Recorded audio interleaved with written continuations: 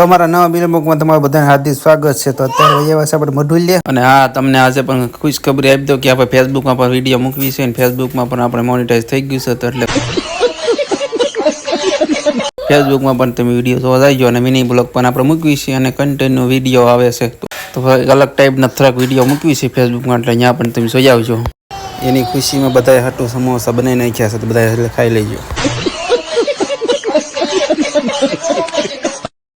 પછી કેરીનો રસ કાઢવાનો હતો તો કેરીને કટકી કરી નાખી, બધી સાલું ખાડીને ઝાની ઝીણી પછી તપેલીમાં કાઢી નાખીને પછી આપણે બરફ ભાંગવાનો તો બરફ ભાંગી નાખ્યો અને આ ભાઈ તો સીધી તપેલી મોટે ભાંડી બરફ પાણીમાં। રોહનભાઈ બધા જોતા હતા બધા શું કરે છે કારના, મેં તો એ ભાઈને ખબર પડતી નથી, બધા જોવે છે કારના શું કરે છે। પછી રોહનભાઈ બરફ જોઈને થાવા એના પછી બરફ ભાંગી નાખ્યો આપણે, પછી બરફ ભાંગીના ટુકડા કરીને નાખ્યા રસમાં પીવાનું ચાલુ કર્યું। રસ થઈ ગયો ખાટો ખાઈ પછી તો ભાઈને કંઈ ગમ્યું નહીં, પછી ખાવા મળ્યા શીરું।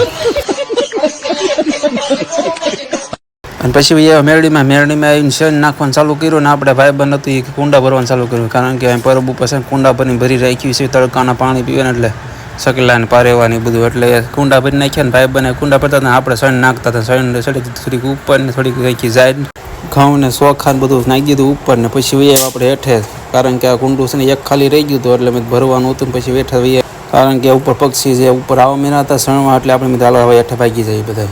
પછી હવે ઘરે આવ્યા ને રોહનભાઈ ને અંશુભાઈ ટ્રેક્ટર આ એક કરતા હતા ને ડીઝલ તો મળતું નથી ને આ ભાઈ ટ્રેક્ટર આ એક કરે છે નકરા। તો પછી અમારો મિની બ્લોગ સારો લાગ્યો હોય ને તો ફોલો જરૂર કરતા જજો અને શેર પણ કરજો તમારા મિત્રોને।